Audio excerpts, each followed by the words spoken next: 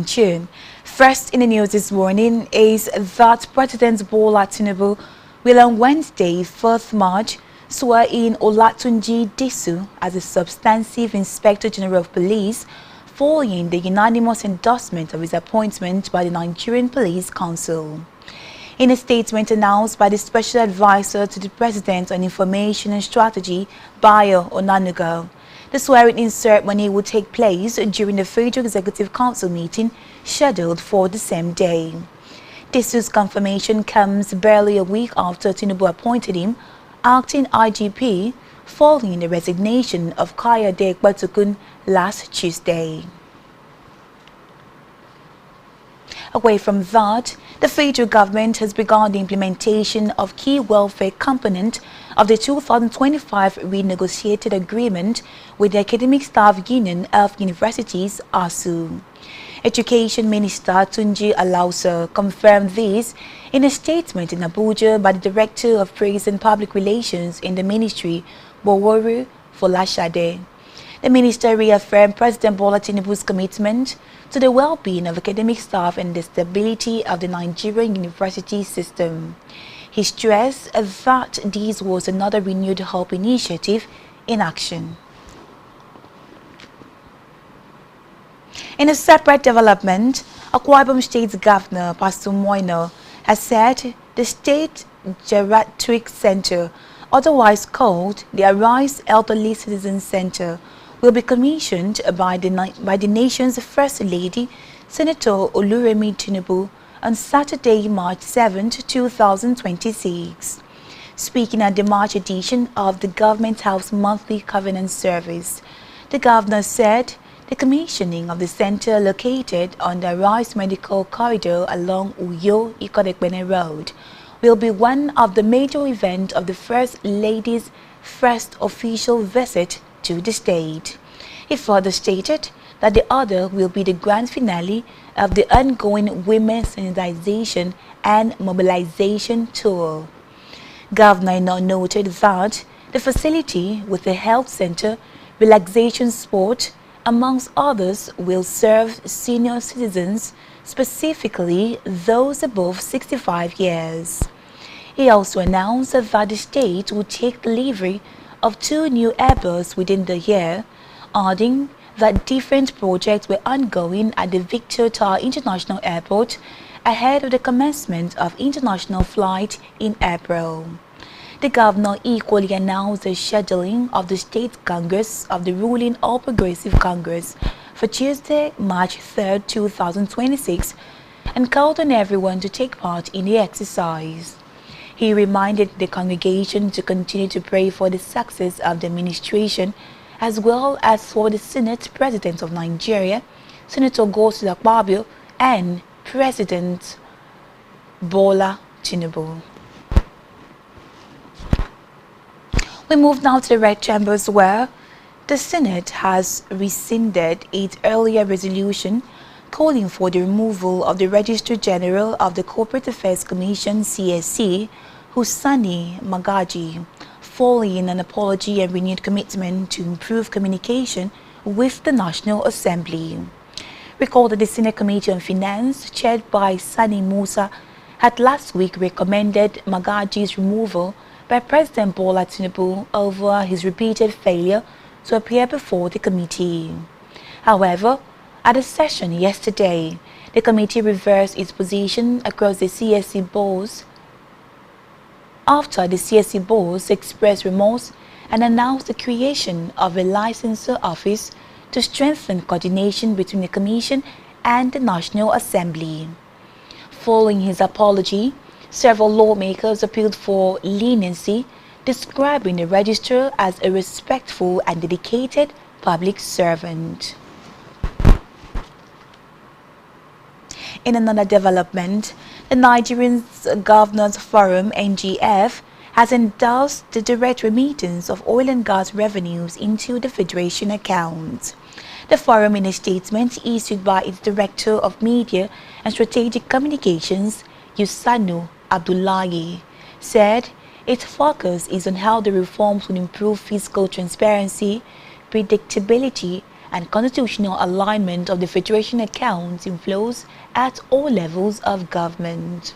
Recall that President Bola Tinubu had on February 13th signed Executive Order 9 directing the realignment of oil and gas revenue flows with constitutional provisions and clarifying regulatory responsibility in the petroleum sector. A move which generated mixed reactions, with some praising the initiative and others criticizing it. Responding, the 36 state governors acknowledged that the executive order mandates that government entitlement under production sharing and related contracts, including royalty oil, tax oil, profit oil, and profit gas, be remitted directly into the Federation account, while reinforcing the clear delineation of regulatory responsibilities within the sector.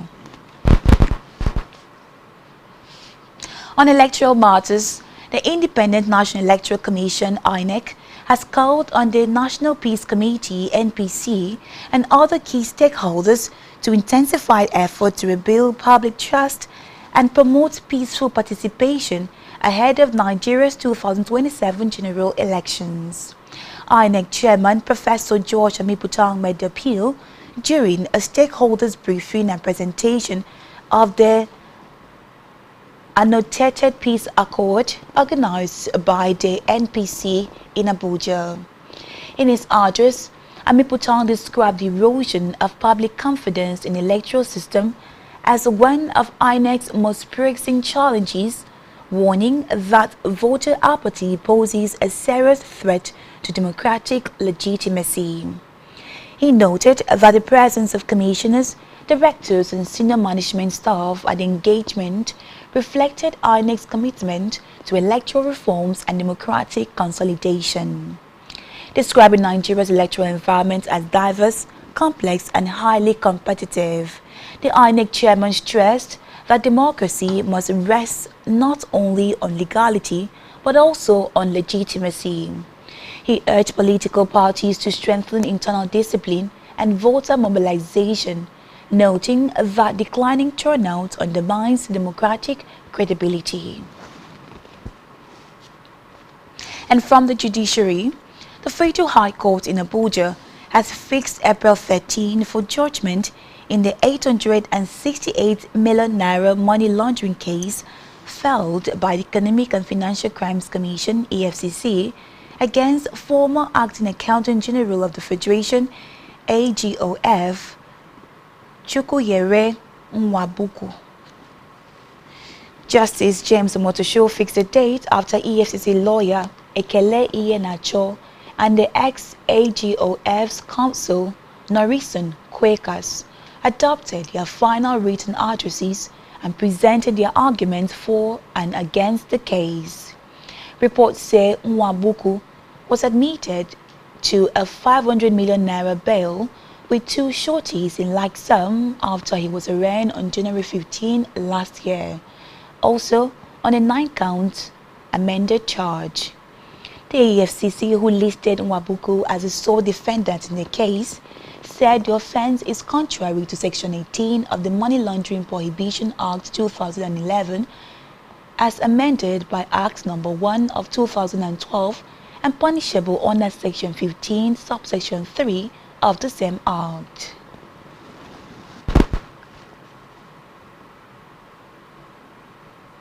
We move now to Africa, where Zimbabwe has begun releasing nearly 4,000 inmates under a presidential amnesty in a bid to ease overcrowding in the country's prison. Recall that the cabinet in February also approved changes to the constitution as part of a plan to extend President Emerson Mnangagwa's term till 2030. The order grants a general amnesty to specific categories of convicted inmates as authorized by the president. Zimbabwe's Justice Minister Ziyambi said the action reflects a commitment to restorative justice and national compassion, adding that the pardon did not include prisoners convicted of serious crimes. On the foreign scene, U.S. President Donald Trump has said that he took the decision to launch a war against Iran because it was the last best chance to stop the country's regime. Speaking at the White House for the first time since attacking Iran, the president said the U.S. is continuing to carry out large-scale combat operations. Recall that the U.S. and Israel jointly struck Iran, killing Supreme Leader Ayatollah Ali Khamenei.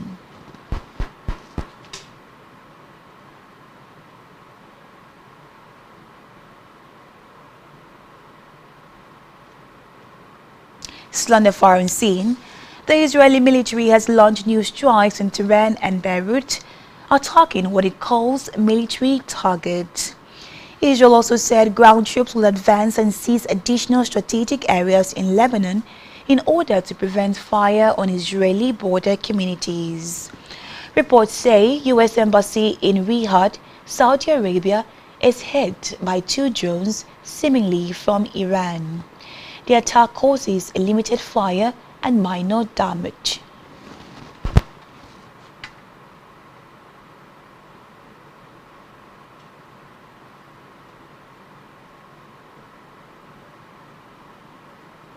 Still to come in the news. Iraq, United Arab Emirates emerge as possible replacement for Iran at 2026 World Cup. Stay tuned for details of this in just a moment.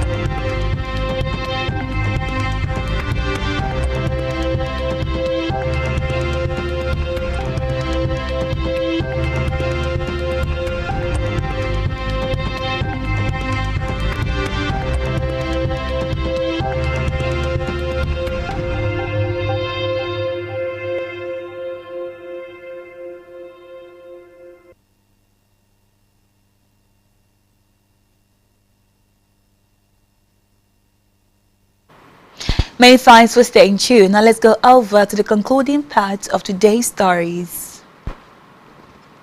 On a business news, the governor of the Central Bank of Nigeria, CBN, Olayemi Cardoso, has said that Nigeria's net foreign exchange reserves rose sharply to $34.8 billion at the end of 2025, representing a 772% increase from $3.9 billion recorded at the end of 2023, and signaling what it described as a significant strengthening in the country's external buffers. In a press statement, the Apex Bank said the improvement in both gross and net reserves reflected stronger external sector fundamentals and sustained policy reforms. Recall that Cardoso had earlier disclosed at a post-monetary policy committee briefing that Nigeria's gross external reserves stood at $50.45 billion as of February 16, 2026.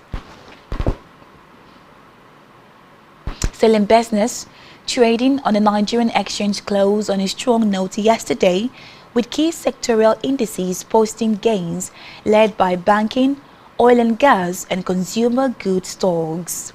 Data from the Nigerian Exchange Limited indicated that all share index rose to 995,514 points from 992,826 recorded last week, and market capitalization rose to 532.35 points. The Deputy Governor Corporate Services Directorate of the CBN, Usoro, made this known during a presentation titled Accelerating Women's Financial Inclusion.